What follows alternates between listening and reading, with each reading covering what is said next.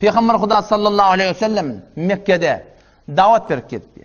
Gözünün önüne yaralarını vuruyorlar, yençeyerler, horlayarlar. Yasir şehit boluyor. Sumeyye şehit boluyor.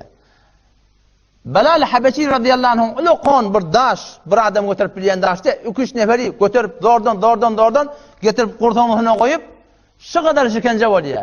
Ama Peygamber'de edafa takat yok. Edafa Peygamber'de tedat yok. Neçe yıllar şu kıyınçılıklar berdaş etip gidiyorlar şöyle. Gel 9 yıl Mekke'de davet verip gitti.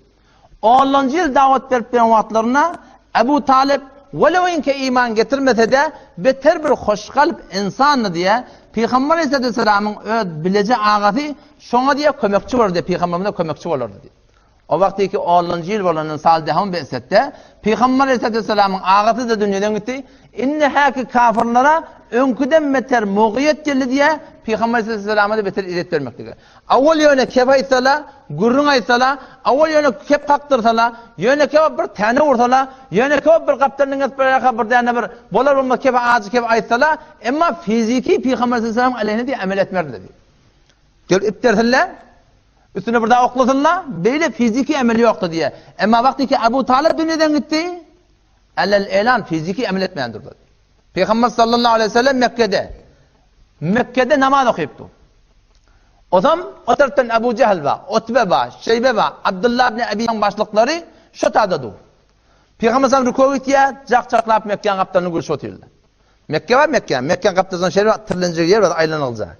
Şu tarafı kafirlerin vaktinde şolun celesahaye siyasi ve içtimainin mekanı çıkıyor. Darun Nedve diyorlar. Şu tarafta cak-caklap gülüp dururlar, Peygamber'e namaz okuyuptu kaptanlar. Sondan bir tane Ebu Cehil etti ya, şu kaptanlar bir tane diyor ölüp yatıyor. Kim şunu gidip getirir, karnını şunun üstüne koysun dedi. Peygamber'in üstüne. Ödüne birazcık bahse var şunu. Kıssa ve dahsan ne? Bulup geçen bir hakikat şey. Peygamber'in de diyor, "Uditu fillah ma lem yu'da bihi ahad." Men şu kadar Allah'ın onunla idiyet görülüm, hiç kim men yalak idiyet gören nedir? Ve ukhiftu fillah ma lem yukhaf bihi ahad. Men şu kadar Allah'ın onunla korkulum, hiç kim men yalak korkulum nedir dedi. Şundan Abdullah ibn Abi Mu'id bedbaht adam gidip meni deyin et diye. Gitti diye şol duyan karnını, duyan çelemçeş, portip, ankıyıp atan duyan karnını yarıp, finokları üstüne vöz koyran, şon karnını çekip diye bir yerden gödeşip de Peygamberimiz secdeye gideni şu getirip üstüne koydu diye. Medhen kıyavanın geçip bari biri, medenne ne kadar narak var diye. Yüdüğüne de atıyor kurdu, yüreğimi diye alacak dedim. İdimden birazcık kurun edilenle ne kadar yüreğimi daralıyor. Emma şu Muhammed Mustafa sallallahu aleyhi ve sellem ne kadar kıyılık çekti. Peygamberimiz bir uzak vakta çelim diye secdede yattı diye. Toram diye onun üstünden ayırıp tamamı etminan namazını tököttü diye. Toram yankıları yüzlenip ayıttı diye. Ya ma'şere Kureyş ateytukum bizzebh diye. Ey Kureyş'in cemaati damanı salmana gelin ben dedi.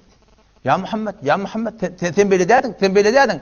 Kafir de olsa bilyerli ki Peygamberin aydan hak. Şıl adam alacak adam de.